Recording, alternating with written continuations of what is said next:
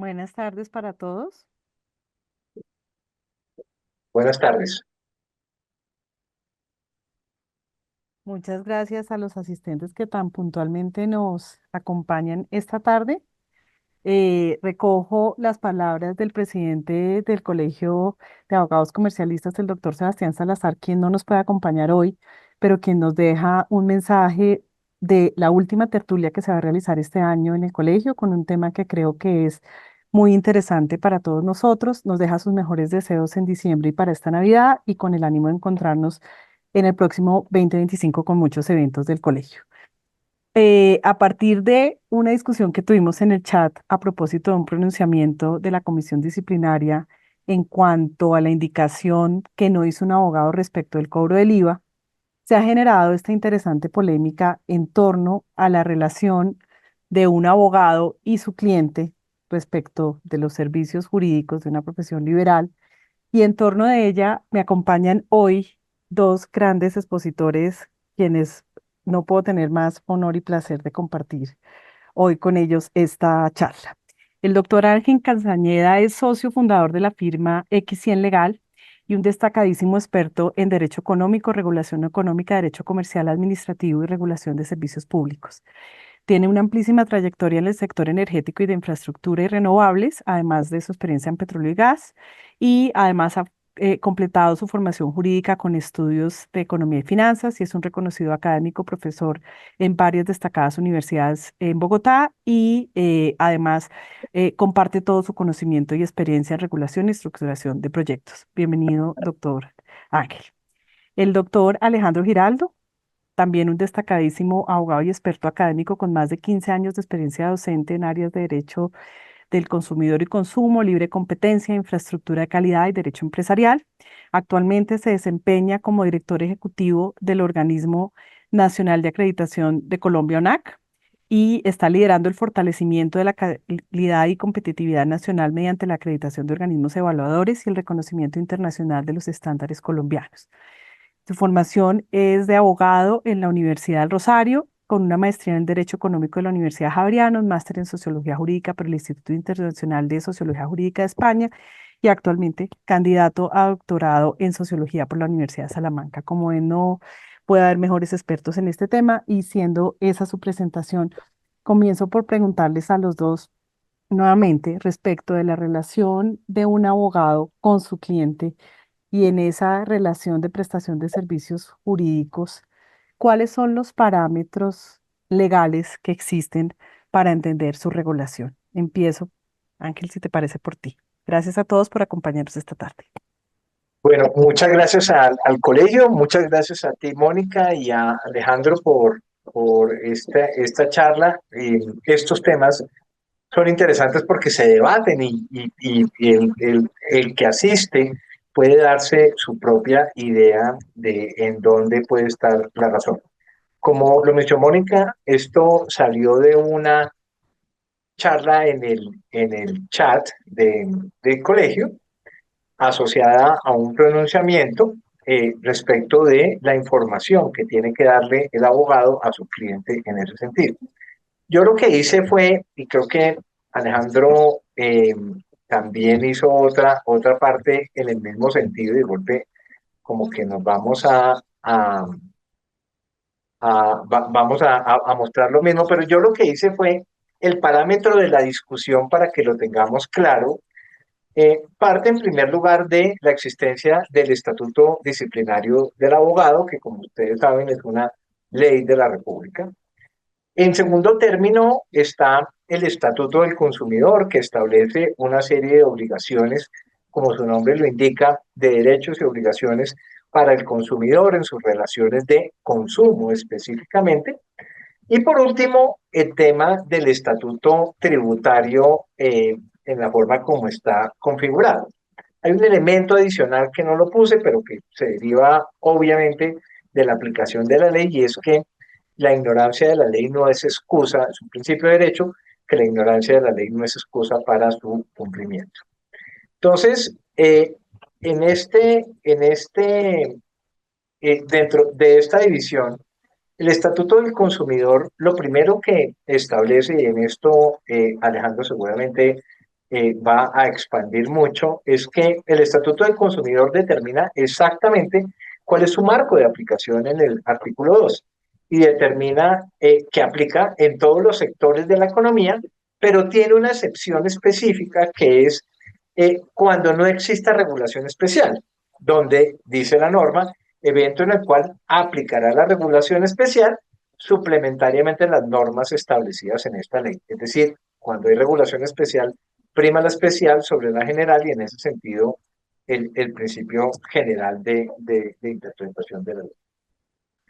El Estatuto del Consumidor adicionalmente determina qué es información y establece que pues todo el contenido que debe conocer el consumidor y yo simplemente hago notar que en ninguno de estos elementos de la información determina el marco tributario ni el impuesto. Y esto es un tema súper interesante porque esta norma, esta información, se contradice un poco con el artículo 26 respecto a la información pública de precios, donde establece de manera clara que el precio de venta al público incluye los impuestos y costos adicionales del producto. Es decir, la información de la definición difiere del alcance de la obligación dentro de la misma ley en ese sentido. Y por último está, bueno, por último no, por otro lado están los deberes profesionales del abogado, que es la regulación especial que aplica para la relación abogado-cliente, donde en lo que se refiere al tema de honorarios se establece que deberá acordar con claridad los términos del mandato en lo concerniente al objeto, los costos, la contraprestación y la forma de pago. No hace una relación expresa al impuesto propiamente dicho que implica la prestación del tema, que es lo que origina esta discusión particularmente. Y ahora sí, por último, el estatuto tributario tiene una regla que es compleja, digamos, dentro de los errores de regulación económica que se hacen en el diseño de las normas fiscales, es que generan unos regímenes excepcionales. Entonces, si yo estoy en un régimen simple, no facturo IVA hasta los 3.500 VT. Si supero los 3.500 VT, tengo que facturar IVA. ¿Cómo sabe alguien más cuáles son mis ingresos o los ingresos del vecino? Eso pues no se sabe. Si es un régimen simplificado, sí factura IVA en ese sentido. Yo creo que estos serían los parámetros de la discusión, Mónica y Alejandro. No sé si Mu- Alejandro está de Muchas acuerdo gracias. con esto o no. Alejandro, adelante. Gracias, Mónica. Sí, bueno, yo creo que esa es exactamente la discusión, porque eh, no toda relación comercial es relación de consumo, y eso es muy importante hacerlo notar, ¿sí? Cuando estamos en una relación de consumo, yo creo que es importante comenzar por ahí, porque el Estatuto del Consumidor, como lo hablábamos, solamente aplica cuando estamos en una relación de consumo, y dice el artículo segundo que Ángel muy bien expuso, que es cuando hay una relación entre proveedores y consumidores. Entiende de proveedores de bienes, servicios, salud, educación, lo que sea, ¿sí? Y dice claramente desde el artículo segundo que son las normas aplicables en cualquier, eh, eh, dice, son aplicables en general a las relaciones de consumo y la responsabilidad de los productores y proveedores frente al consumidor en todos los sectores de la economía, sin excepción. Lo que pasa es que si hay unas normas particulares en materia de protección al consumidor, se aplican a esas normas particulares en un momento dado, pero si ese régimen especial no trae algo general, pues se acudirá al estatuto. Por ejemplo, en el sector financiero, ni la ley 1328, ni la circular única básica de la superintendencia habla de cuándo hay una publicidad engañosa, ¿sí? Entonces, eso quiere decir que los bancos no están sujetos a las reglas de publicidad engañosa. No, Mm. por supuesto que sí. Y hay que entrarlas a interpretar con base en lo que dice el Estatuto del Consumidor, ¿sí? Entonces, en el Estatuto del Consumidor, eh, pues se habla de la indicación pública de precios cuando existe una relación de consumo. Y en ese caso, eh, aquí se me levantó la mano, ¿sí? Yo Sí. tengo la mano levantada, qué tan raro, Alejandro, usted está pero hablando. sí, exacto. No entiendo por qué se me levantó la mano, pero, es porque ahora inteligencia artificial, si usted levanta la mano, entonces le aparece la manito. Ve, eso está interesante. Bueno, entonces, y ahora, pues por supuesto no sé cómo bajarla, porque mire, yo le digo a la inteligencia artificial que ya la bajé y no me aparece. Entonces resulta que, eh, pues uno como abogado puede atender empresas muy grandes, empresas pequeñas, personas naturales en sus asuntos comerciales, pero también puede atender consumidores, ¿sí? Cuando estamos frente a un consumidor, bueno, claramente dentro de las definiciones del estatuto, podríamos considerar las actividades de los abogados como proveedores de esas actividades, de esos servicios que prestamos, cuando dice que quien de manera habitual, directa o indirectamente, ofrezca, distribuya o comercialice productos con ánimo, con o sin ánimo de lucro, y dentro de los productos están clasificados los servicios, cualquier tipo de servicios. ¿Sí? No dice que sean servicios para el hogar o servicios, no hay ninguna discriminación, lo que quiere decir que los servicios podrían contabilizarse, los servicios de abogado dentro de esa categoría.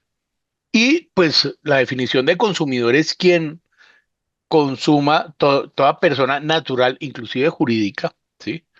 Que como destinatario final, ¿sí?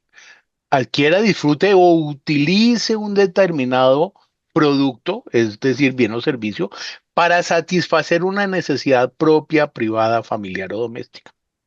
Y yo como ciudadano puedo tener muchas situaciones en donde necesite contratar un abogado para una situación propia, privada, familiar o doméstica, un problema de sucesiones, un problema de familia, un problema, o quiero comprar mi casa y que me asesoren en la escrituración. Todas esas son situaciones de consumo. Y cuando yo acudo a un abogado, yo acudo como una persona absolutamente lega, ¿sí? A buscar una asesoría para que me presten un servicio, y eso, pues, es una relación de consumo, ¿sí? El hecho de que el abogado tenga un estatuto o una norma especial, ¿sí? No quiere decir que no le aplique el estatuto. Igual, el servicio de salud tiene una norma especial y además le aplica el estatuto del consumidor.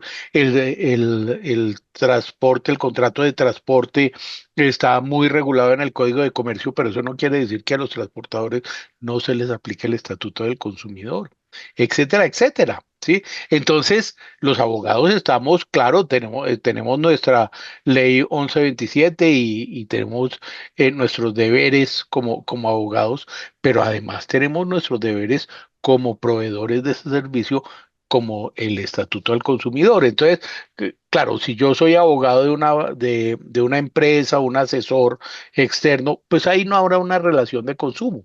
¿Sí? Pero fíjense que en muchos lados del estatuto dice, este estatuto se aplica de forma general a todas las relaciones de consumo, así haya norma especial, ¿sí? Y se juzgará bajo la norma especial o bajo la norma general, si no hay norma especial en ese sector sobre un punto específico. Y entonces allí venimos a la indicación pública de precios. Ángel presentaba muy bien el artículo 26 del estatuto, que dice que en las relaciones de consumo quien ofrece productos, es decir, bienes o servicios, debe indicar y debe pactar con el consumidor el precio total de los bienes. Ángel lo decía muy bien, hay abogados que pueden cobrar IVA y abogados que no pueden cobrar IVA. ¿Cómo un consumidor puede saber si el abogado que está contratando cobra o no cobra IVA? ¿Sí? Entonces, yo estaría como consumidor en el peor de los mundos porque no tengo ninguna posibilidad de saber cuál va a ser el precio final que tengo que pagar por un servicio que me van a prestar. ¿Sí? Entonces, eso me lleva a concluir sin lugar a dudas que se aplica el Estatuto al Consumidor y que esa obligación de informar los precios con incluidos los impuestos y todo lo demás también es una obligación para los abogados que prestan servicios a los consumidores. Esa es como mi reflexión, Ángel Gracias. y Mónica. Pues yo quisiera, para animar la discusión, poner de presente un antecedente que me parece importante de dos sentencias, uno del año 2015 del Tribunal de Justicia Europeo y otra del año 2020 del Tribunal Supremo Español, en la que se discute este tema y digamos que en los dos casos se define que en efecto se aplica lo que para nosotros es el Estatuto del Consumidor. Y se aplica porque se entiende en pocas palabras que si bien existe un código deontológico de abogados y que si bien puede hablarse de mandato, de arrendamiento de servicios, en ciertas circunstancias, y aquí voy a hacer otra pregunta, si el cliente puede ser consumidor y el abogado, ojo, sea persona natural o empresa, firma a una simple persona natural, como ha señalado Alejandro, de conformidad con la legislación aplicable en Europa y en España, sería un proveedor de servicios y por tanto y en tanto se aplicaría el Estatuto del Consumidor, lo que lleva unas consecuencias particulares que vamos a examinar a continuación.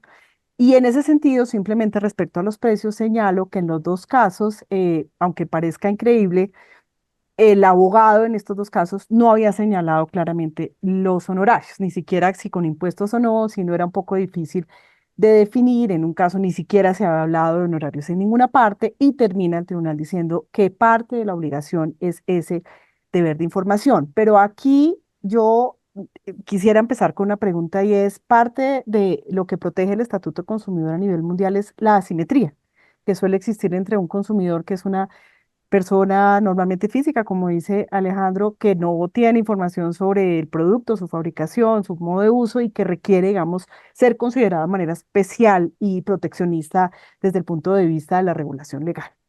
Nos llama la atención un punto por el que yo quisiera empezar y es en la definición que tú has mostrado, Alejandro, pues claramente puede ser una persona física o una persona jurídica cuando contrata de manera ajena a su actividad empresarial o comercial. Y sin duda, y creo que para los que estamos hoy conectados en muchos casos, y ahora lo comentábamos con Ángel, puede ser cliente, incluso persona natural o persona jurídica, es muchísimo más sabia, experta, sagaz y conocedora de la materia de la cual versa el proceso en que se va a representar e incluso de materias tributarias o incluso la fijación de precios. Quisiera escuchar su opinión respecto, digamos, a este antecedente y a un poco entonces ese consumidor protegido por esa relación asimétrica en su entendimiento, ¿cómo estaría en la relación que estamos interpretando? Ángel, empiezo por ti. No, si quieres, dale a Alejandro primero que Alejandro, manejó el tema, me parece que tiene el hilo dale, y mejor. luego vamos contigo. Dale, Gracias, Alejandro. gracias, Mónica. Bueno, pues a ver, en un caso, ese último punto que tú señalas es relevante anotar que, claro, el estatuto no puede considerar a una persona por su conocimiento como consumidor o no, porque pues sería casi imposible distinguir en cada caso si usted sabe o no sabe, ¿sí? Mm. Entonces, lo que hace el estatuto es marcar una regla general. ¿Sí? Yo puedo ser un ingeniero de sistemas que sé mucho de computadores, pero si voy a comprar un computador para mi casa, sigo siendo consumidor. Y si el computador me sale dañado, pues puedo acudir a las normas del Estatuto del Consumidor para que me cambien o me reparen o me devuelvan la plata del computador. No pueden alegar, no es que usted es ingeniero de sistemas y usted sabía que esta marca es malísima. Pues no. Igual sucede, pues el consumidor que puede saber de derecho tributario, ¿sí? Y saber que el IVA pues es responsabilidad del comprador y todo lo demás, pero no es la regla general, ¿sí? En la mayoría de casos, pues el consumidor es una persona lega que no conoce a fondo las normas tributarias y que solamente sabe que pues le indican un precio y debe pagar ese precio y que se supone que puede obtener ese producto, ese bien o servicio por el precio que le están pagando. ¿Sí? Y sin lugar a dudas, en los casos que tú nos señalas, en donde ni siquiera se pactaron los honorarios o no fue clara la información de los honorarios, pues ahí hay una afectación a los derechos de los consumidores. En Colombia llega a suceder una cosa de esas, ¿sí? Y si va una demanda de protección al consumidor, pues bueno, existe una norma bien interesante en el Estatuto del Consumidor que dice que el juez puede fallar, ¿sí?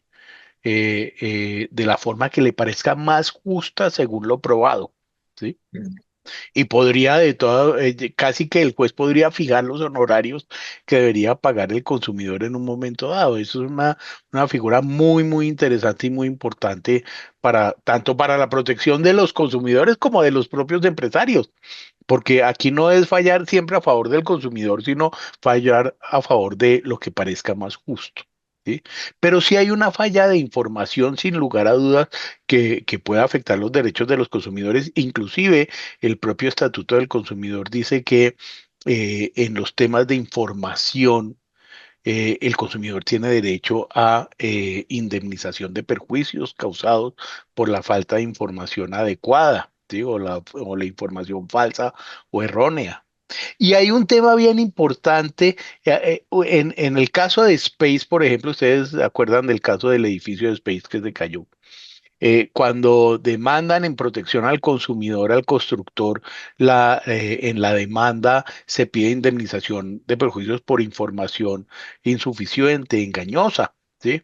Y en primera instancia la superintendencia niega la indemnización porque dice que es un problema de garantía, es un problema de que el edificio se cayó por su mala calidad y entonces pues ordénese de devolver la plata de los apartamentos, pero no la indemnización de perjuicios.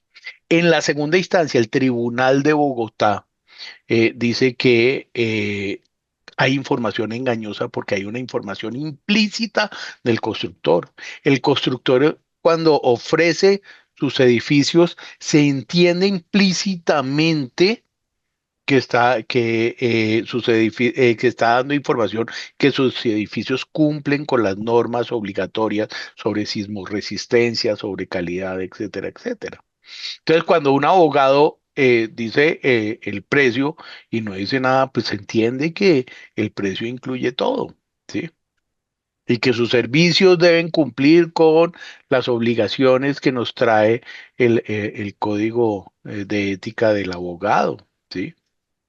Y si yo pierdo el proceso porque incumplo mis deberes, por ejemplo, ese deber tan importante de mantenerme actualizado en las áreas que yo manejo, ¿sí? En las áreas que ofrezco mi servicio, y resulta que por no estar actualizado pierdo el proceso, podrían perfectamente ordenarme la indemnización de perjuicios por haber incumplido la norma, ¿sí? Entonces yo creo que esos son puntos bien interesantes para tener presente y reflexionar. Ángel. Pues fíjense, digamos, lo interesante de estos debates es que permiten ir como en el detalle y el debate que se dio en el chat fue interesante porque permite poner de presente un problema en el cual un abogado no incluyó o no hizo explícito si su precio incluía o no el IVA. Le pagan y dice, mire, es que usted me tiene que pagar el IVA y obviamente termina, me imagino yo, en una denuncia ante eh, la autoridad de control de abogados y dice, mire señor, este señor me está engañando en ese sentido. Entonces fíjense que aquí hay varios elementos que me parecen a mí importantes de resaltar frente a lo que está señalando Alejandro. En primer lugar, en el impuesto del IVA, el abogado es un recaudador, no es el sujeto pasivo. Es decir, no es quien está obligado al pago del IVA. El pago del IVA es un mayor valor del bien o servicio que se está facturando en ese sentido. Yo, como lo señalé, concuerdo con Alejandro que la regulación del IVA es tremendamente O sea, hay que contratar un abogado para saber si tengo que cobrar IVA o no tengo que cobrar IVA, que eso es increíble.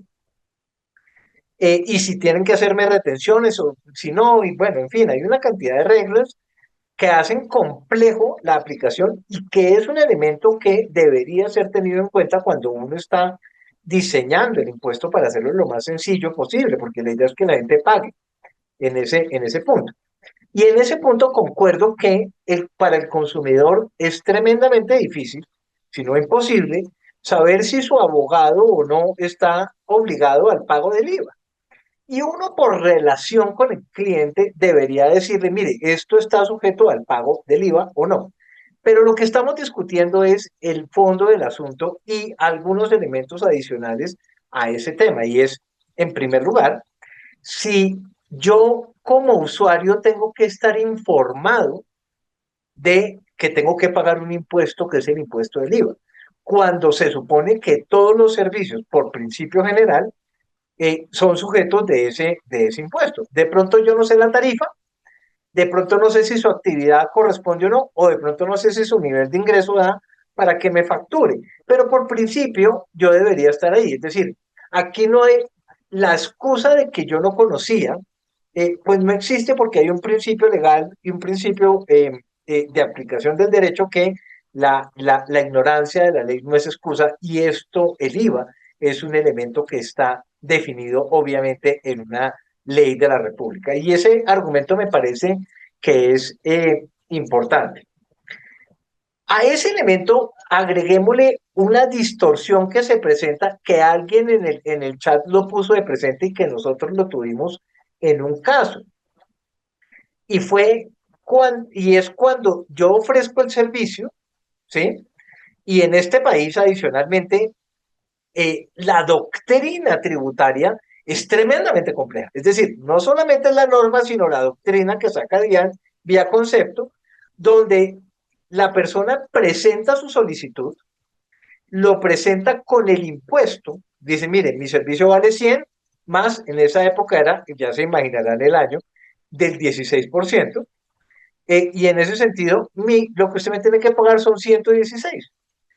El contratista, muy hábil, se consigue un concepto de la oficina jurídica de la DIAN y dice, señor, este servicio no tiene IVA por razón del sujeto pasivo. Una cosa súper loca, pero pasó. ¿Qué hizo el contratista? El contratista intentó capturar ese valor porque decía, mire, yo a usted le dije que ese era el precio del contrato, finalmente eso terminó diciendo, no, no forma parte del precio del contrato. El comentario que hizo la persona en el chat fue, fíjese que los precios en este sistema de contratación pública tienen que darse completos con el IVA. ¿Y qué pasa si en la mitad del partido o del contrato se modifica vía doctrina o vía reforma tributaria, que en este país son reforma tributaria cada 2 años? ¿Quién captura ese valor? Ese no era parte del precio, no era parte de la remuneración. ¿Cómo se hace eso? Eso, es decir, cualquier lado que uno escoja de la discusión tiene unos pros y unos contras que me parece que es importante tener en cuenta. Ahora, concuerdo con Alejandro en que todas las actividades, porque así lo dice la ley, todas las actividades todas las actividades económicas son sujetas del Estatuto del Consumidor. Y el Estatuto del Consumidor, como lo señalaba Mónica, tiene un espíritu proteccionista partiendo de la base, en mi opinión de forma correcta, de que el consumidor tiene el lado débil de la relación en ese sentido, del contrato. Y por eso sale el legislador a proteger en ese punto. Pero el estatuto del abogado lo que busca es precisamente eso. Si ustedes ven, el estatuto del abogado determina cuáles son los deberes y le dice, usted tiene, hay una norma aquí preparando la reunión que es muy curiosa porque una norma súper chistosa que dice, usted tiene que poner el precio de acuerdo con el esfuerzo y las actividades que tiene que hacer. Y dice, ¿de qué me habla? O sea, ¿cómo se determina eso? Eso es una locura. O sea, eso es claramente absurdo, ¿sí? porque no es lo mismo el abogado de primer semestre que saca un concepto que un abogado que tiene 30 años de experiencia en un tema, pues no es lo mismo. El esfuerzo del de 30 años puede ser menor, pero vale más. Fíjense que también ahí hay un espíritu proteccionista y la norma, como lo puse de presente, también busca decir, mire, usted me tiene que decir cuáles son los costos de su actividad. Lo que me lleva a que el precedente que está poniendo Mónica, digamos, no es exactamente aplicable, porque no es que yo no haya puesto el honorario. Lo que yo no puse fue si causaba o no el impuesto de IVA, del cual usted, señor cliente, es el obligado al pago del mismo. Yo estoy obligado a facturárselo, yo no me puedo evadir de eso. Ahora, cierro con un tema que es muy curioso. La doctrina de la DIAN tiene un concepto viejo, no lo pude conseguir, pero tiene un concepto viejo que todavía aplica, que dice, vea, si usted no advierte que su precio eh, es masiva, usted, señor abogado o señor prestador del servicio, asume del precio el IVA, es decir, lo divide por, creo que la fórmula es dividirlo por 1,19 y eso es lo que tiene que pasar. ¿Sí? Entonces, fíjense que la discusión es súper interesante porque no encaja exactamente dentro de lo que Alejandro muy bien ponía del ingeniero de sistemas que compra un computador o de una persona que compra un bien o adquiere un servicio en ese sentido. Y infortunadamente estos temas, fíjense, no se definen claramente porque uno puede llegar incluso a una conclusión y es posible que el hecho que usted no haya puesto el IVA lo exima de una sanción disciplinaria como abogado, pero no lo exima de una sanción por derecho del consumidor, lo, cu- lo cual sería increíble, pero puede darse, precisamente por eso. No sé ustedes qué piensan. Correcto, correcto. Justamente eso iba a decir yo, y yo quisiera hacer dos consideraciones de precios y un tema de deber de información. Porque es que si partimos de la base que hay que dar el precio total, como lo indicaba Alejandro, entonces primero, para los que representamos el litigio, un litigio puede durar varias reformas tributarias, es decir, podría haber variación en el precio del IVA. Segundo, tendría entonces yo que indicarle a ese consumidor que partimos de la simetría y que no tiene información, entonces también calcularle su retención, porque es que además del IVA, yo puedo tener otros impuestos en juego. ICA y la retención que practico. Entonces tengo que decirle al señor, usted a mí me consigna y le hago todo el ejercicio matemático de cálculo tributario. Una pregunta que queda ahí. Y la otra, tanto en los antecedentes de los que hice referencia como lo que puede pasar a todos es puede que el honorario hoy esté claramente definido, como por ejemplo en millones o en salarios mínimos, pero podría ser que el precio sea determinable a futuro, dependiendo de una cantidad de factores que un poco era lo que sucede aquí. Si hay éxito en la primera, si hay una cuota litis, si además yo tengo varios procesos a cargo, por ejemplo. Entonces, ahí viene como mi segunda consideración y voy a tomar los antecedentes también a propósito del tema y es si estamos, como lo menciona Alejandro, bajo el entendimiento que se puede aplicar el Estatuto del Consumidor, el deber de información cobra una relevancia absoluta, porque el no dar información ya no es solo falta de diligencia o haber informado más acerca de un contrato o cumplir con mis obligaciones de abogado, sino que vienen ciertas penalidades y sanciones y es parte esencial de lo que se entiende por los deberes, en este caso, del proveedor del servicio. Entonces, como para dejar unos tips de estas sentencias de las que se puede mencionar es, en Europa lo que se ha mencionado es, tiene que haber absoluta información clara respecto del proceso que se va a llevar a cabo. Ahí cabe una pregunta y es explíquele usted a alguien que no sea abogado lo que puede pasar en un proceso en Colombia y más o menos cuánto puede durar y qué pasa con un llamamiento en garantía si se hace o no. O sea, eso puede ser una explicación absurda, pero se entiende que uno tiene que explicar el proceso. Tiene que explicar más o menos la duración del proceso.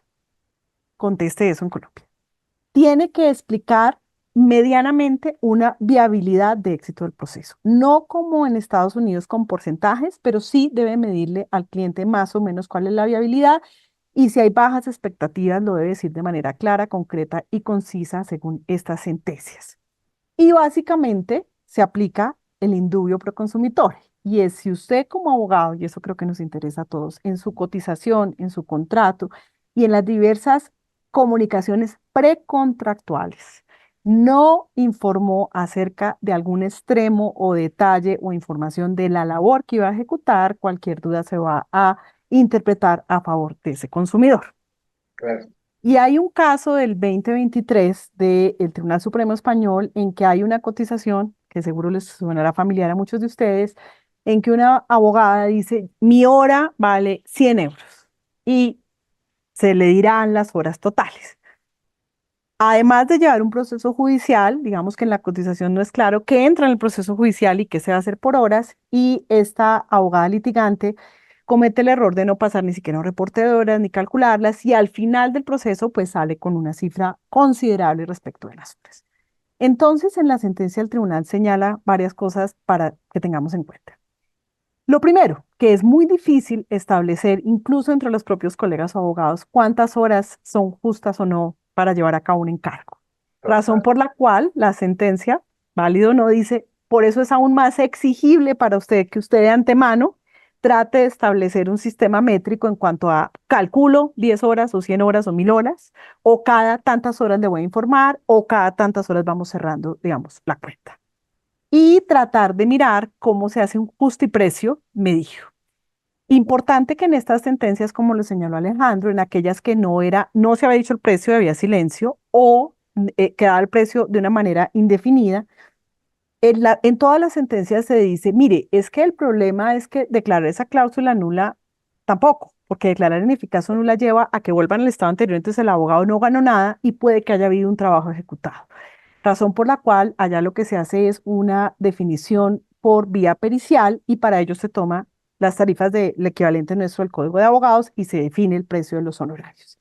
En el caso de las horas, digamos, lo que hace el juez es estimar su trabajo vale tanto, muchísimo menos de lo que esperaba el abogado, y con eso pues uno se cuestiona y nos cuestionaríamos todos dentro del deber de información que corresponde al abogado, sea firma o persona natural, qué tanto tengo que informar y qué tan importante es esta información, sobre todo en la etapa precontractual.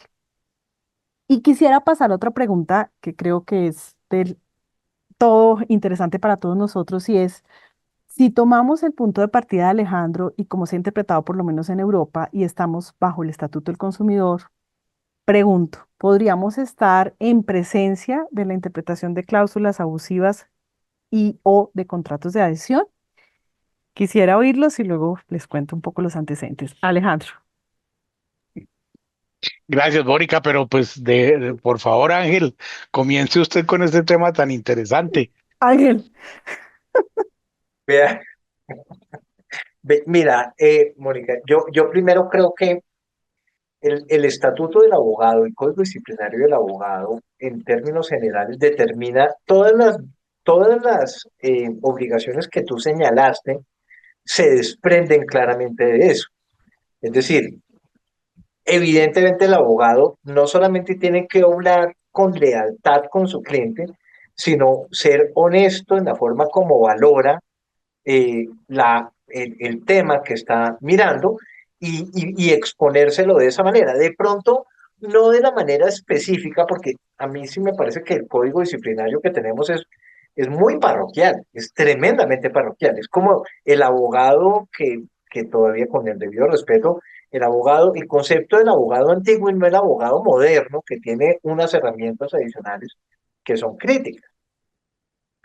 Eh, y en ese sentido, yo creo que en la etapa precontractual, todo lo que tú señalaste eh, se, se, se tiene que revelar y uno tiene que ser honesto y se lo exige el estatuto, decírselo al cliente, no solamente respecto del precio, sino las alternativas, los procesos y los elementos en ese sentido.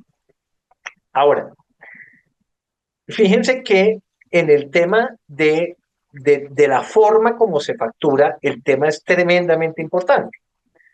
La facturación por horas eh, es una importación de alguna manera del derecho americano, ¿sí?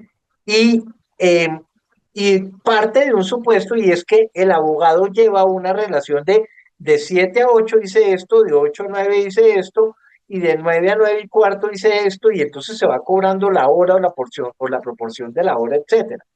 Lo cual supone la existencia de un mecanismo que permita hacer la trazabilidad del tema. ¿Quién fue el abogado? ¿Cómo se metió? Etcétera, etcétera. Nosotros en un peritaje de otro tema energético donde tuvimos que mirar un tema de honorarios de unos ingenieros, nos enteramos, por ejemplo, que en Alemania, para resolver este tipo de problemas, las empresas de servicio tienen que obligatoriamente, por norma tributaria, llevar una relación de en qué se gasta el tiempo cada una de las personas que presta un servicio y tiene que llevar su referencia en ese sentido y esa es la que es plena prueba respecto de lo que se presenta para el reclamo respectivo. Eh, Existe claramente el problema que tú señalas, Mónica, en el sentido de, bueno, y hay una abogada que cobra 100 euros, pero hay abogados que cobran 1.200 euros la hora. ¿Cómo valoro yo eso respecto de lo que está ahí? Y por eso es que el cliente tiene que estar informado cuándo entra el abogado de los 1.200, cuánto entra el abogado de los 100 euros o lo que sea en ese punto.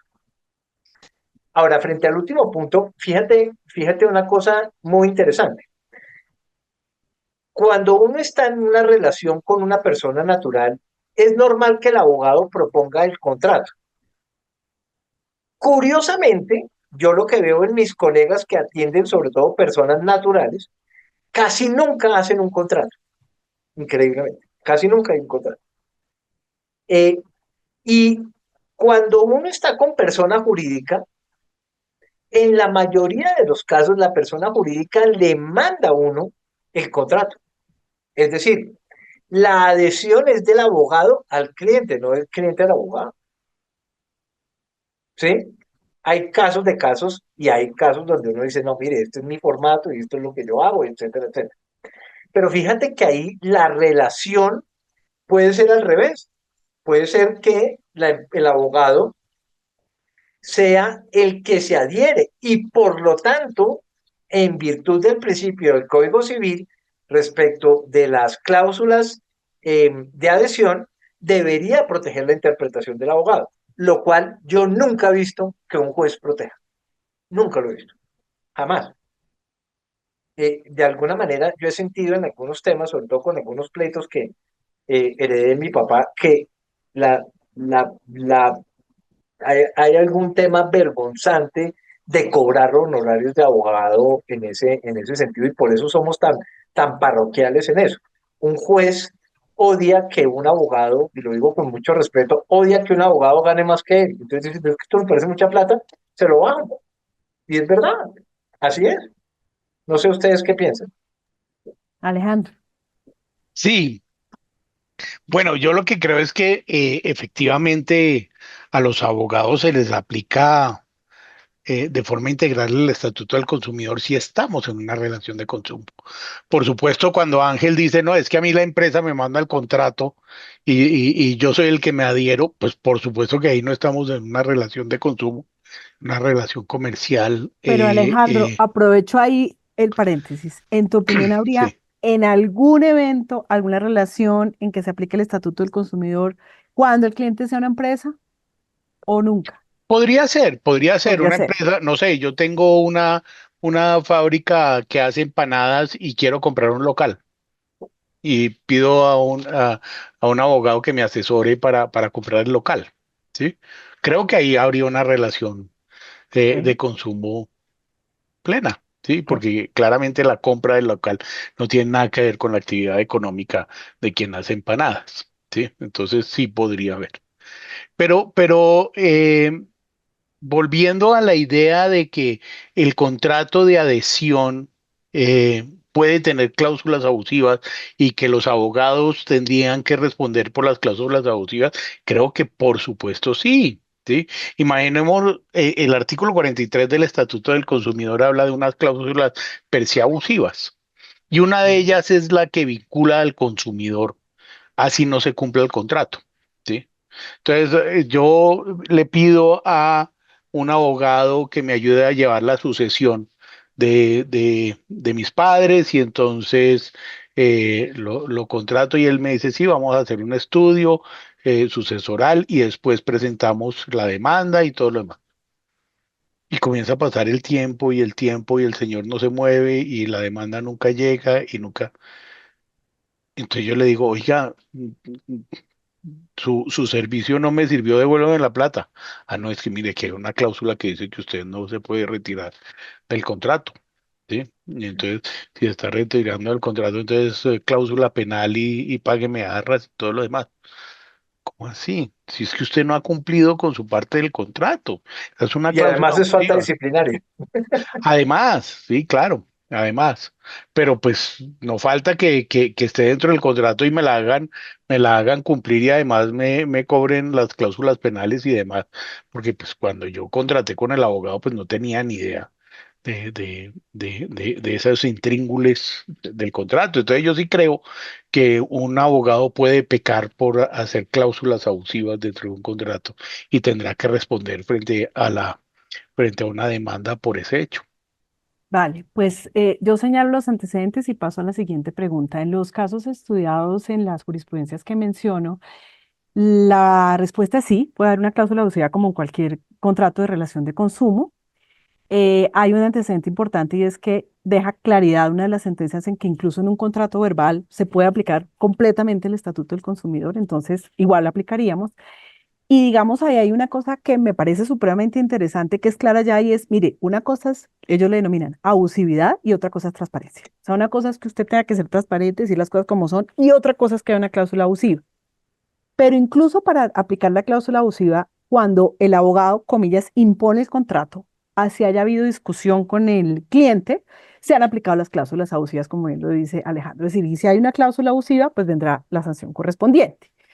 Y en ese sentido viene un punto y es, y sobre eso ha habido una amplia discusión allá, y es la posibilidad para el cliente de desistir del abogado. Es decir, yo arranco con usted un proceso, ¿cierto? Y paro y me voy con otro abogado. Y hay muchos de los contratos de abogado en que, digamos, hay una cláusula penal o hay una sanción si usted se va antes, no sé qué, me paga el todo, el completo, o una cláusula penal importante.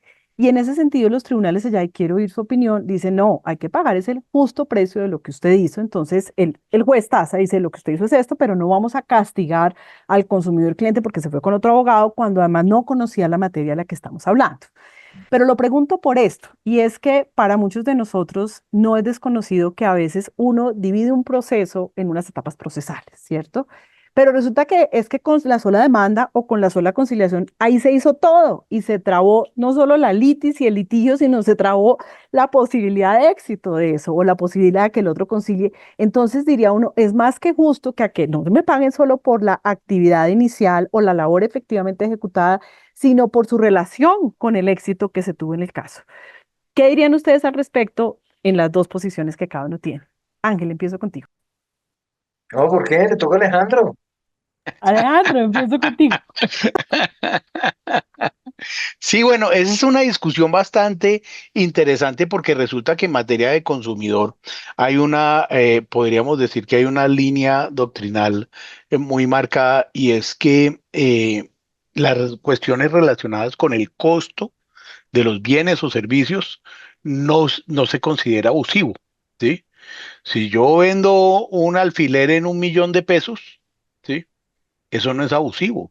Sí, ese es el libre juego de la oferta y la demanda y el consumidor sabía que le iban a cobrar 1 millón de pesos y eso fue lo que dispuso pagar, ¿sí? En un libre mercado, pues esa determinación del precio está por fuera de la abusividad. ¿Sí? La abusividad puede estar en los términos generales del contrato de si me puedo liberar o no me puedo liberar o si me imponen más cargas de las que la ley me exige para liberarme o lo que sea, ¿sí? Entonces, en ese sentido, si yo pacté con mi abogado, ¿sí? Unos honorarios por llevar el proceso al final y está actuando como debe actuar, como lo dice su código de ética y demás, pues el hecho de que yo me quiera retirar es posible que el abogado me cobre las costas, pues la cláusula penal y lo que haya pactado, porque es su derecho. Entonces, ahí yo no creería que estuviéramos frente a una cláusula abusiva. Ángel. Sí, yo lo que te diría es, uno, uno tiene que tratar de aplicar el criterio de que, o no aplicar el adagio este de que en casa de herrero asador de palo. Uno debería hacer un contrato completo y en ese sentido, con todos los elementos precisos en ese punto, como por ejemplo lo estilan mucho los abogados americanos, que son contratos importantes. Un contrato de abogado es un contrato importante que tiene una cantidad de elementos, de qué pasa si todo está absolutamente definido. Y uno debería aprender de esas prácticas. En el caso específico que tú mencionas, fíjate que gran parte, bueno, no digamos gran parte, pero digamos como algunos abogados aproximan los problemas, es desde un punto de vista estratégico, ¿sí? ¿Qué planteo primero? ¿Dónde lo planteo? ¿En qué estrategia? Y a veces son varias cosas. Y una cosa puede disparar otras cosas, etcétera, como tú lo estás mencionando en el caso que estás señalando. Y uno debería estar cubierto, la respuesta corta es uno debería estar cubierto en el contrato. Mire, si pasa esto, si pasa esto, si pasa esto. En los casos en los que yo he visto, incluso con la causal esta que utilizan de ausencia de buen derecho. A mí esa expresión me llama mucho la atención porque la ausencia de buen derecho se da, por ejemplo, cuando el cliente engaña al abogado y a su vez el abogado, con el engaño del cliente, engaña al juez. Y se prueba, por ejemplo, que una prueba fue falsa. O se prueba que el cliente, de alguna manera, influyó en el juez sin el conocimiento del abogado. Eso puede pasar. Entonces, fíjense que en ese caso específico, la causa fue del cliente y el abogado se retira con justa causa y debería tener derecho a la remuneración total de su ingreso. Pero infortunadamente, en los fallos que yo he visto asociados a este tema, eso no existe. Y se asume, tal vez con un principio muy proteccionista, es que el cliente no debería pagarle al abogado por ese tipo de cosas que tú estás mencionando. Tal vez porque no es, digamos, no es un tema que el juez esté en capacidad de valorar. Incluso si a un perito se le pide que haga eso, no es fácil. Depende de la persona, depende de la estrategia, cómo valore, etcétera. Entonces, mi respuesta un poco, Mónica, es lo que debería hacer es tenga contratos lo más completos posible para evitar cualquier discusión, que el cliente sepa en qué está. Incluso, si puede hacerlo, y lo digo por práctica, ponga un ejemplo dentro del contrato. Entonces, por ejemplo, si pasa esto, se hará de esta manera. Porque es que el juez, adicionalmente, lo digo nuevamente con mucho respeto, los jueces no saben de matemáticas, no saben. Y si uno no le pone la cláusula, cómo se interpreta, no la aplican, ¿no? Entonces, digamos, esa sería mi respuesta, ¿no? Pues ahí los antecedentes son tal cual lo menciona Ángel. Yo quiero hacer ahí solo una acotación para animar más el debate y es esta. Porque si estamos partiendo de la interpretación de Alejandro que se aplica al estatuto, a lo mejor ese contrato extenso y extensivo, como puede ser interpretado como un contrato de adhesión que usted no discutió con su cliente porque tenía 17 páginas, entonces el señor, ¿cómo lo iba a entender? Puede ser aún peor, más perjudicial para usted como abogado. ¿Y cuántas veces no dice uno qué cotización tan clara? 3 párrafos donde dice los gastos no se incluyen, esto sí se incluye y esto se paga en tal proceso o en tal momento. Y esto sí y esto. Lo dejo como a manera de cuestionamiento. Y digo, una vez definida lo que sería la relación de consumo, que los abogados, personas naturales o jurídicas, pues podemos ser, por supuesto, agentes activos, proveedores de servicio y que los consumidores pueden ser personas natural o jurídica siempre que lo que estén encargando no esté íntimamente ligado con el ejercicio de su profesión o oficio. queda la pregunta del eje, y es, ¿y entonces qué o cómo se entiende la efectividad de la garantía? O más bien, ¿qué pasa si hay un incumplimiento también visto desde el punto de vista de Ángel? ¿Qué pasa si hay un incumplimiento en la labor del abogado? Y de una vez mezclo ahí la pregunta, sobre todo teniendo en cuenta, y ahí meto yo la cucharada, que en principio respondemos por obligaciones de medio, por tratar de ganar un caso del que creemos hay cierta viabilidad. Pero es que recuerden que no todo es representación judicial ni en litigio, sino puede haber casos en los cuales yo me comprometo, por ejemplo, a entregar un concepto o un documento, y pues ahí digamos que hay un entregable objetivo.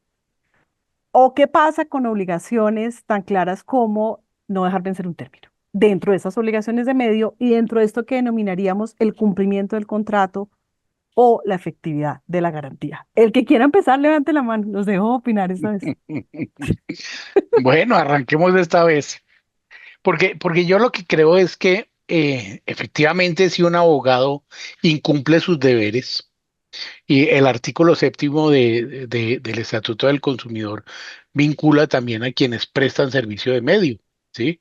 Dice, pues en los servicios de medio, pues la garantía no estará dada sobre el resultado, obviamente, porque nadie puede garantizar ganar un proceso judicial, pero sí con la diligencia que se haga, se preste servicio. ¿Sí? Si existen unas normas de carácter imperativo, pues ese será el estándar mínimo.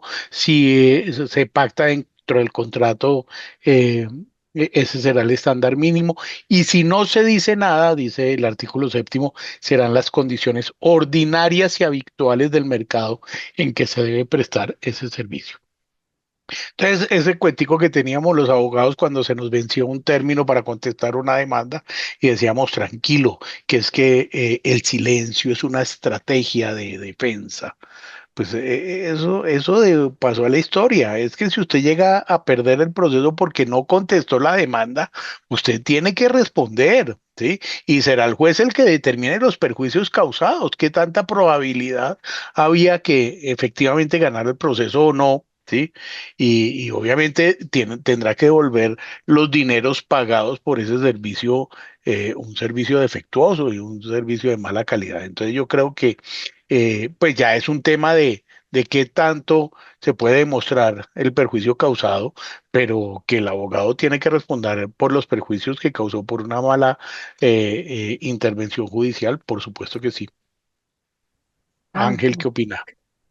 Pues yo creo que es que en este tema del ejercicio del derecho, esa es una pregunta que va a depender de cada caso específico. Yo recuerdo en mis épocas cuando era eh, asistente de abogado, es decir, esclavo, eh, me acuerdo que me tocó una vez con un abogado que tenía una cancha impresionante. Entonces, el cliente llega preocupadísimo porque le presentaron una demanda. Y el abogado dice, tranquilo, ¿qué va a hacer? No, mire, estos son mis honorarios y le cobró. El señor dejó, no contestó lo que dijo Alejandro exactamente. El señor era una demanda laboral. El señor no contestó, pasó primera instancia, segunda instancia y condenaron. Cuando fueron a condenar, se dieron cuenta que el demandado no era él, sino era otra persona. O sea, se equivocaron completamente y la estrategia fue perfecta, perfecta.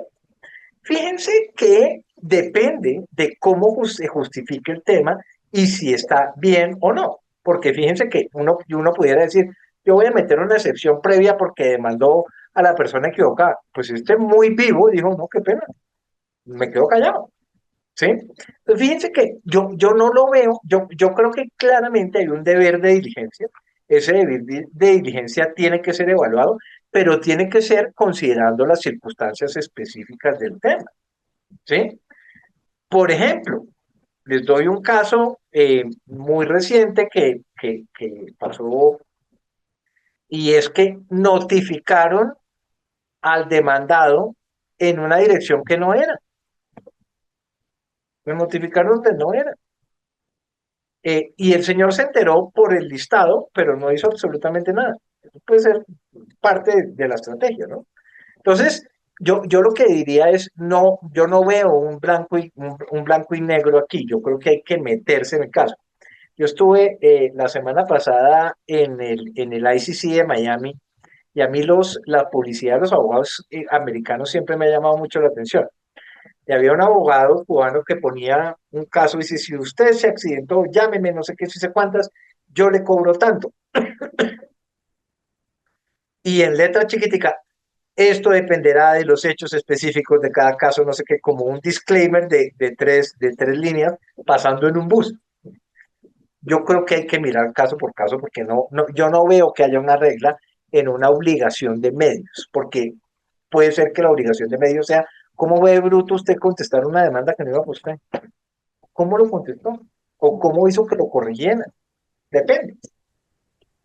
Ahí pongo de presente otro antecedente, otra sentencia y paso a la siguiente pregunta. Hay un caso en que un abogado de firma en España tiene una sentencia favorable parcialmente y no informa al cliente que hubiera habido posibilidad de apelación parcial, y por supuesto tampoco apela.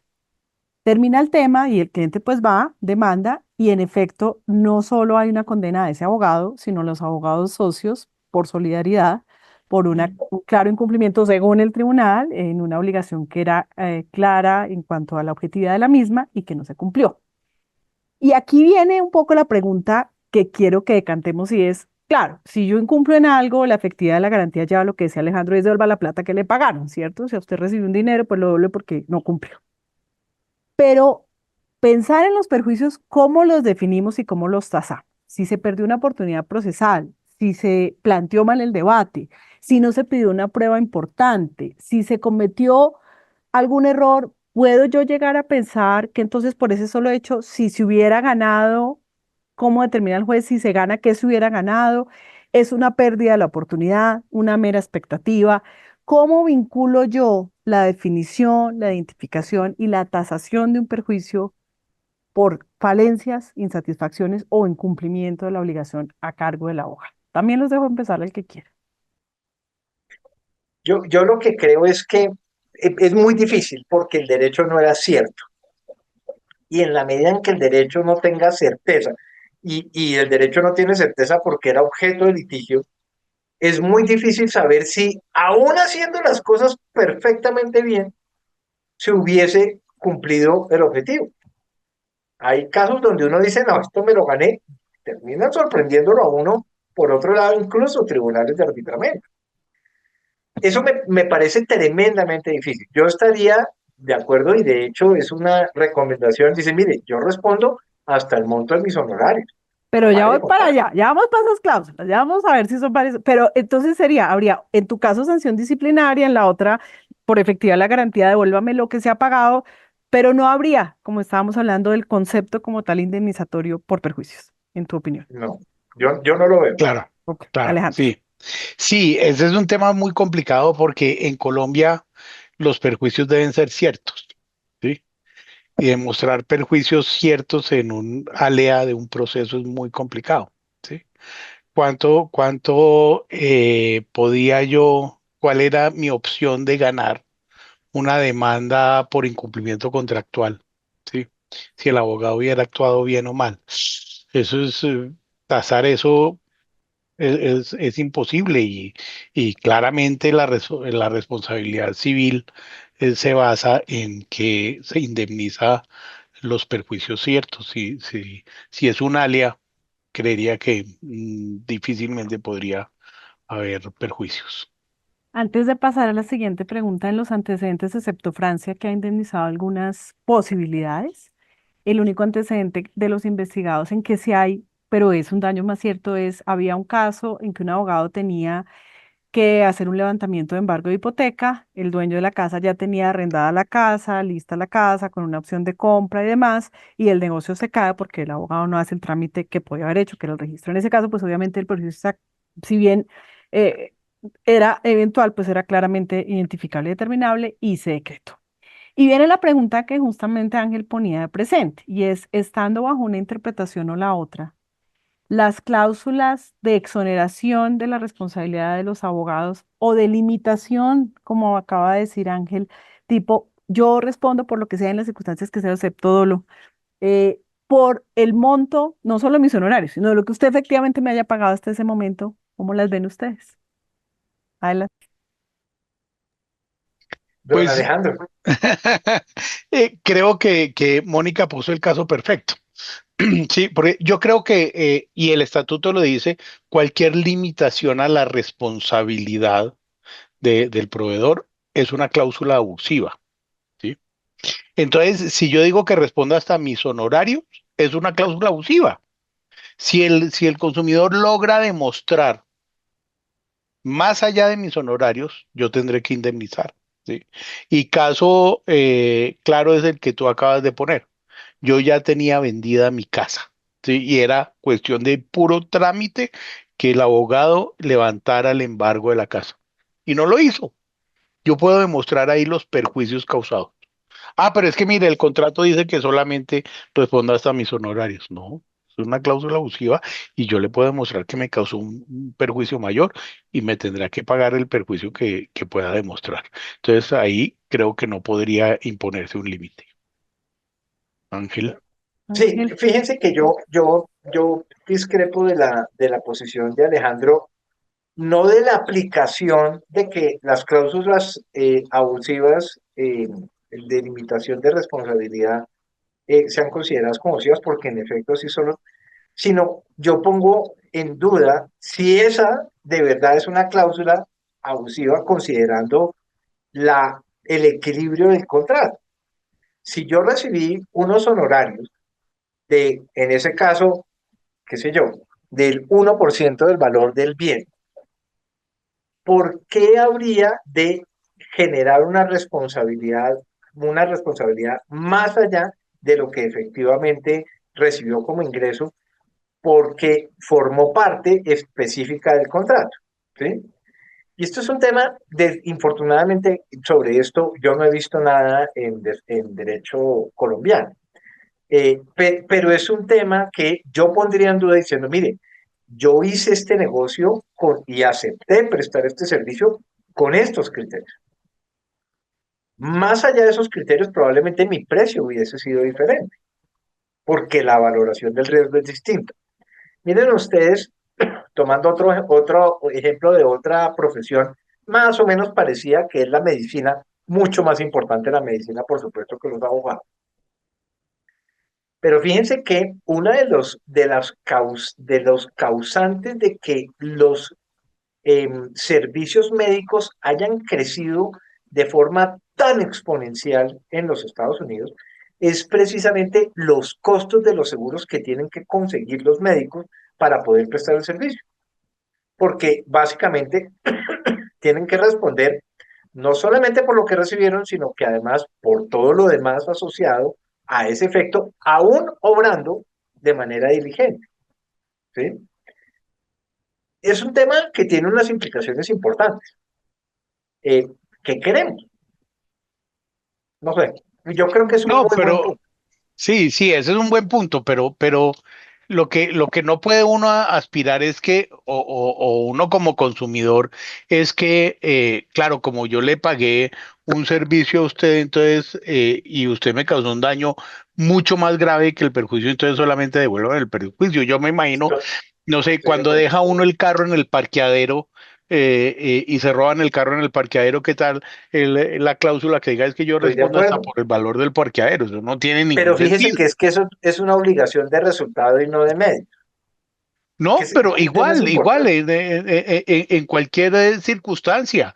Lo importante es demostrar aquí el perjuicio real y cierto, ¿sí? Es que usted por no ser diligente, yo puedo demostrar que usted no fue diligente porque usted dejó pasar el término para presentar el levantamiento del embargo, ¿sí? Perdí la casa. Yo puedo demostrar por su falta de diligencia y tanto es una falta disciplinaria Estoy, como es una falta de consumidor. ¿sí? Y tendrá Claro, que responder. ¿Qué tal un pero, restaurante diciendo, intoxicó a un mundo de gente con salmonela y diciendo, no, pues yo devuelvo la plata del almuerzo? claro, No, pero fíjate, yo estoy de acuerdo en principio con ese tema, simplemente por la, digamos, eh, hay una expresión en inglés que me gusta mucho, for the sake of the argument, por tratar de ver el tema, fíjate que en una obligación de medios, tendríamos que irnos a un nivel de culpa tal que cualquier otro lo hubiese hecho. ¿Sí me entiendes? Un nivel de culpa elevado, negligente, casi de mala fe del abogado para que haya hecho ese tema. Eh, pero no creo que pueda ser un tema, no creo que pueda ser un tema que uno pueda definirlo como una regla objetiva para calificar esa cláusula como abusiva. Ese es mi punto. Yo estoy de acuerdo contigo. Este señor le embargaron porque usted no lo registró. De acuerdo, es que usted fue negligente. Mira que yo tuve un caso en el cual la persona no presentó la apelación que tenía que presentarlo en ese momento oralmente, las causales de apelación, no participó en la audiencia, no lo presentó, y 5 días después fue y presentó un certificado diciendo que tenía depresión, la contraparte, y se la valieron. ¿Sí me entiendes? O sea, sí, de acuerdo, de no acuerdo. veo, No, y de hecho, aunque las causales de exoneración de responsabilidad en materia de consumidor en principio son objetivas, ¿sí? Ujú. En los medios, en los servicios de medio, por supuesto, son subjetivas, porque es que yo me eximo de responsabilidad demostrando la exacto, diligencia, ¿sí? Entonces, exacto, a pesar de que yo fui diligente y presenté los recursos que debía presentar en el tiempo que los debía presentar, pues el proceso se perdió, ahí no hay nada que hacer, ¿sí? Pero, estoy de pero, acuerdo. pero ese elemento subjetivo es fácil de demostrar. Yo voy a Otra vez, señalar los antecedentes y paso a otra pregunta a propósito de esto. En los antecedentes que hay en Europa, la cláusula de exoneración o limitación, por la razón que acaba de señalar Alejandro, se entiende como no escrita. Es completamente ineficaz. Es decir, usted no puede pactar eso, no puede mencionarlo e incluso en 2 casos ha sido interpretada como indicio grave en contra del abogado, pues porque va a señalar una cláusula que sabe que no es de aplicación. Pero lo que sí es cierto es que, digamos, yo lo que veo en las sentencias y lo que creo es que hay casos, como señala Alejandro, en el embargo, o hay casos en que es evidente que si se hubiera actuado de determinada manera, se hubiera obtenido indefectiblemente un resultado, pues ese es el perjuicio. Y habrá casos, como dice muy bien Ángel, extremos en que uno dice, si se hubiera apelado, por ejemplo, una apelación parcial, seguramente se hubiera llegado a un resultado. O piensen ustedes en un error clarísimo y contundente matemático en una sentencia en la que hay que pedir corrección o aclaración y no se pidió. Entonces uno dice, claro, el perjuicio. Pero medir si la apelación o la acción a seguir hubiera llevado a qué, al éxito de qué, pues ahí es donde empieza, digamos, la cuestión a patinar. Y aquí viene una cosa que a los procesalistas que nos acompañan no les va a encantar y es el posible efecto de la inversión de la carga de la prueba. Y consiste en esto. En muchas de las sentencias en las que se parte de la aplicación del Estatuto del Consumidor, se dice, bueno, uno de los efectos podría ser que se invierte la carga de la prueba. Y es entonces el fabricante, el expendedor, el proveedor, en este caso el abogado, quien tendría que entrar a probar su diligencia para exonerarse. Y en las sentencias específicas lo que se ha dicho hasta ahora es no, no, hasta allá no, porque por el justo tipo de relación y servicio que se presta es al consumidor o al cliente afectado al que le corresponde probar, así sea de manera indiciaria, la falta de diligencia, la negligencia, el error, la falencia, la insatisfacción que conlleva un incumplimiento. ¿Cómo lo ven ustedes? Los escucho. Sí, yo creo el Estatuto del Consumidor es claro en decir que el consumidor es el obligado a probar el tiene la carga. defecto del bien o servicio. Es decir, el consumidor sí tiene que probar que el abogado hizo algo mal, ¿sí? Y por acción o por omisión, ¿sí? Y ya eso le invierte la carga de la prueba, para que el abogado demuestre primero que actuó diligentemente, ¿sí? Y segundo, que los perjuicios no se causaron o son perjuicios que no son producto de su actuar negligente. ¿Sí? Entonces, yo sí creo que el consumidor de todas formas mantiene una carga probatoria, porque cada vez que perdiera uno un proceso como consumidor, pues demanda al abogado y el abogado es el que tiene que probar diligencia, pues se me haría una carga absurda. Y eh, ahí cobra relevancia algo que al principio mencionamos, pero que puede ser parte de la defensa de un abogado, y es, seguramente la gran mayoría de abogados hubieran apelado, yo decidí no apelar porque era parte de mi estrategia, yo claro. decidí no hacer un llamamiento en garantía si el 97% de los abogados dijera no, o decidí, por ejemplo, no ir por determinado camino procesal, sino por otro así parezca más absurdo. En fin, viene la defensa de también la estrategia dentro de la experticia o la experiencia que puede ser válida frente a posibles supuestas negligencias, ¿o no? Sí, podría ser. Podría ser. Imaginémonos el caso que nos ponía Ángel del abogado que no quiso contestar la demanda, ni apeló, ni nada, ¿sí? Y que al final el fallo hubiera sido en contra de su cliente, diciendo simplemente, bueno, fue una equivocación, un error, ¿sí? Que se puede corregir aquí en la sentencia y ¡tin! Terminan condenando al cliente. Entonces el abogado, uy, ¿cómo así? Pues sí, usted ni contestó, ni se hizo parte, ni nada. Y ese era un error. Era evidente que quienes estábamos demandando era su cliente y usted no actuó. Mm, Ahí correcto. tendría que responder el abogado. Para mí sí, Mm, para mí sí. mm, Pues, mm. digamos, no habría indebida notificación del sujeto por pasiva, pero con independencia de eso, fíjate que pensando el tema que estaba mencionando Mónica, yo creo que tal vez el punto medio está, no todas las acciones que se ejercen en el derecho son acciones de medio, ¿sí? No todas son de medio, algunas son de resultado. Por ejemplo, radicar un papel para el cual se necesita hacer a través de abogado y no lo hizo. Entonces, eso pareciera ser de resultado y no de medio. Eh, ese tipo de cosas me parece que hay que poner en consideración. Eh, frente a lo que tú señalas, yo creo que hay elementos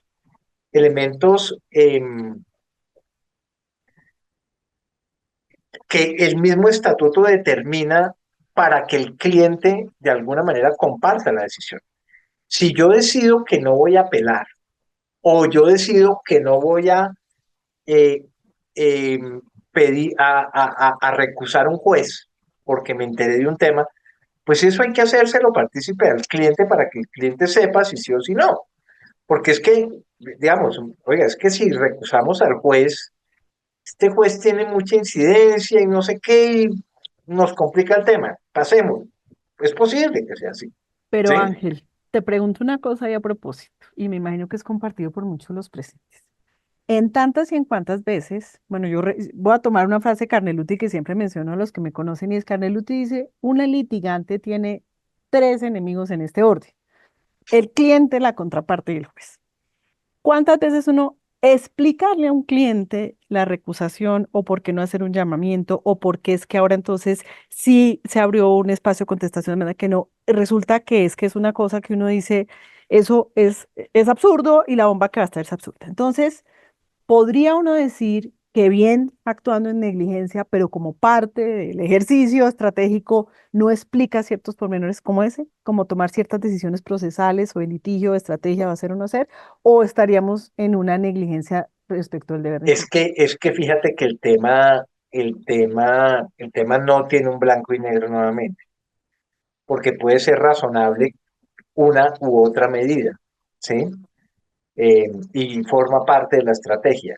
El tema es, el estatuto del abogado obliga, y yo diría que indirectamente el estatuto también del consumidor, en el mismo sentido, obliga a informarle al cliente lo que voy a hacer, por lo menos informarle. Y normalmente, ¿qué te le dicen? Mire, pues yo lo contraté a usted, pues usted tome la decisión. Pero por lo menos informarle porque puede ser una situación riesgosa, ¿no?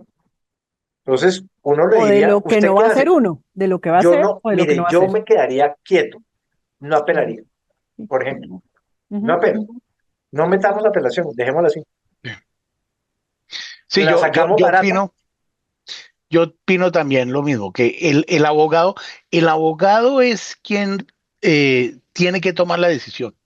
El abogado no es para que le consulte al cliente. El abogado le tiene que informar al cliente. ¿Sí? Pero si el cliente quiere otra cosa, pues uno perfectamente, si no está de acuerdo con eso, pues uno le puede decir a su cliente, no, y no estoy de acuerdo por esto, y no lo voy a hacer.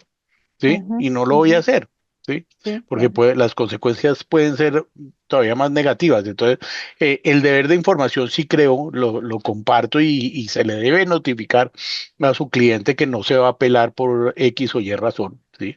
correcto. Pero lo que no debe hacer el abogado es dejarse guiar o hacer lo que diga su cliente si está en contra de lo que piensa y de cómo se debe manejar el proceso. No puedo dejar de tocar un tema que sobre todo si estamos bajo el Estatuto del Consumidor se vuelve trascendental y es la publicidad engañosa.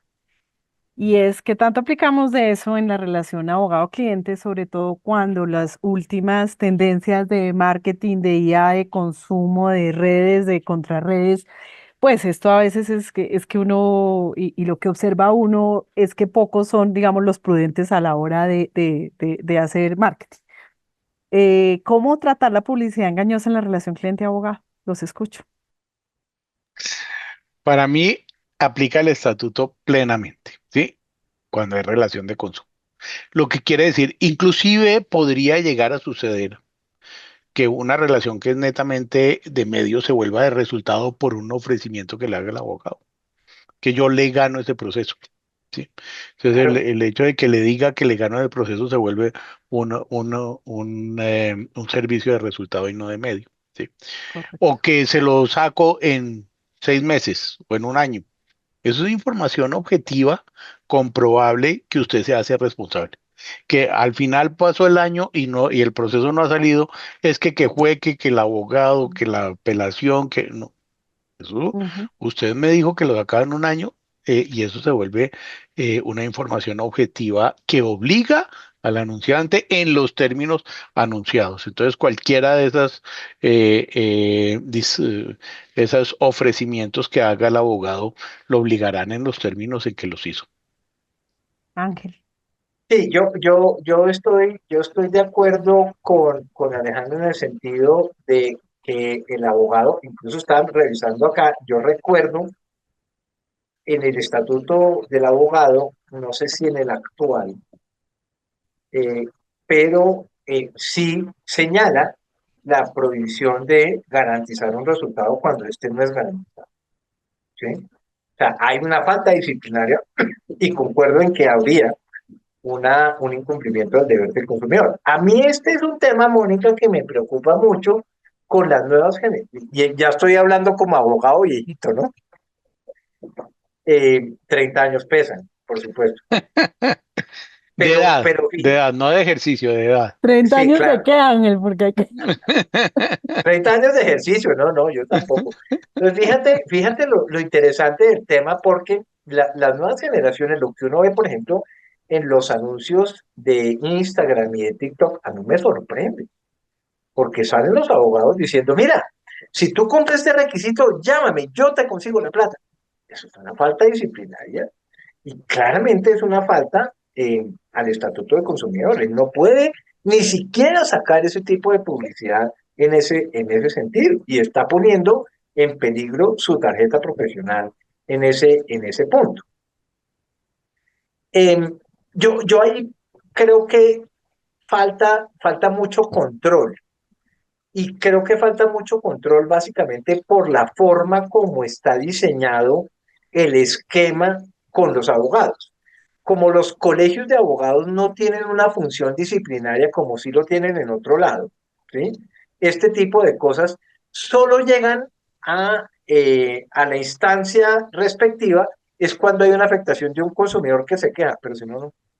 Que a mí me parece eso increíble, porque hace que el estatuto del abogado pues se quede en palabras y no se aplique en ese sentido, ¿no? Yo a No sé ustedes qué. propósito del tema quiero mencionar dos conceptos y voy a hacer una pregunta que el doctor Lizarazo hace acá. Yo quiero poner en mención dos temas que se hacen relevantes en este punto y es, primero, la buena fe objetiva como integradora de la decisión que haya que tomarse y es parte de lo que tiene que estar presente en la relación abogado-cliente, sea cual sea la interpretación, bien sea del estatuto del abogado o del consumidor, es que usted tenga una buena fe que lleve a promocionar sus servicios y advertir de todos aquellos riesgos que sean dentro de la razonabilidad los posibles. Entonces, todos los anuncios que de manera claramente confusa o confundible o que puedan llevar a un engaño o que sean verdades a medias, pienso que tienen que también ser juzgados desde la buena fe objetiva. Y hoy se está imponiendo en muchos países una obligación y es, por ejemplo, para las plataformas o aplicaciones que ofrecen servicios automatizados a más de un 80%, es decir, a usted le van a dar un contrato que hace un chatbot, usted llena unos datos y el contrato no lo analiza ningún ser humano, sino hay una serie de instrucciones o de prompts o detrás realmente no hay nadie, sino hay un modelo, debe usted ser advertido y hoy eso entre los términos y condiciones y deber de la información dentro de los consumidores es fundamental. Y en ciertas recomendaciones se ha dicho, y eso debe ser en Arial no pulga, sino grande y en un pop-up antes de que se pague el contrato a $10 o a $1, pues la persona debe saber que está comprando un modelo preta por ti. La pregunta del doctor Lizarazo era que, ¿cuál es la opinión de ustedes frente a la promoción que se hace en redes sociales de los abogados cuando ganan casos? Los escucho. Sí, Yo bueno, no sé, Alejandro, perdóname si me disculpo simplemente para hacer una conexión porque encontré el artículo que les decía y miren lo que dice el artículo 31 del Estatuto del Abogado. Dice, son faltas contra el decoro profesional. O sea, sí, sí, exacto.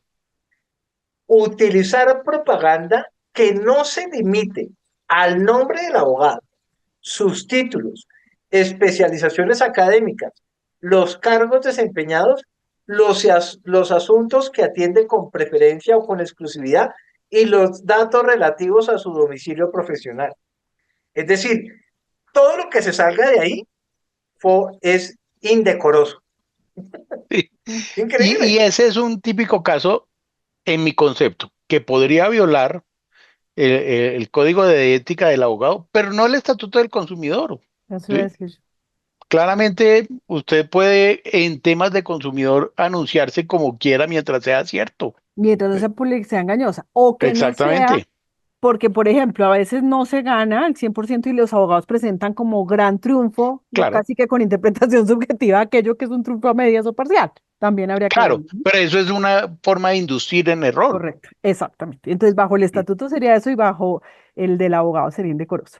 Yo, para finalizar y en tiempo, no me puedo quedar con la pregunta que teníamos todos en el chat y es, si yo como abogado en una cotización o en un contrato bien jalado o en cualquier documento contractual señalo, mis honorarios son tantos salarios mínimos más IVA, con el más o con el más MAS, o tanta suma más IVA, en la opinión de ustedes dos, ¿estoy incurriendo en algo que pueda comprometer mi responsabilidad? Los escucho.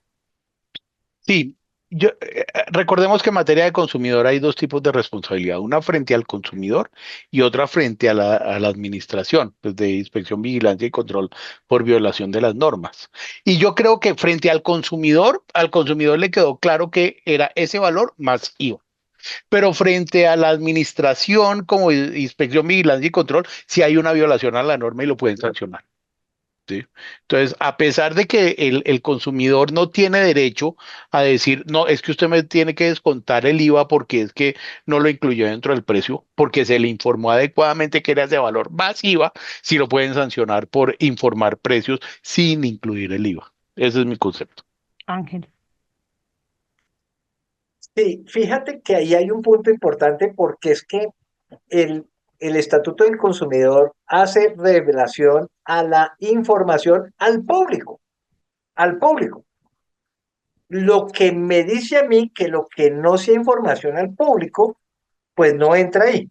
Entonces, por ejemplo, si yo saco un servicio de, no sé, trámite de no sé qué, se lo hago en tal precio y no incluyo el IVA, ahí estoy incurriendo en una falta a ese tema. Pero en un contrato específico, yo creo que cabe la duda en ese sentido porque no entra dentro de la situación de hecho que regula el artículo del Estatuto del Consumidor. Ahí estamos hablando de otra cosa completamente distinta. Sí, sí, ahí estoy de acuerdo. Si el precio se fija por acuerdo entre las partes, ahí no aplicaría el artículo 26. Pero si en mi publicidad digo yo cobro 100 pesos masiva a la hora, ahí sí te aplicaría el estatuto plenamente y por lo menos la sanción sí me la puedo llevar. Yo a propósito de este tema de todos, también pongo de presente que en el ejercicio de la interpretación y la integración de una posible sanción por consumidor, uno toma al consumidor medio, ¿cierto? Al consumidor que de manera desprevenida está prestando una atención media, pero también y cada vez más los avances legislativos, jurisprudenciales y doctrinales nos muestra que hay un deber también de sagacidad, como los deberes secundarios de conducta de ese consumidor, y que también tiene que haber un mínimo de apropiarse de un tema que es de su interés, así sea por una satisfacción de un interés privado o familiar, más si es una empresa.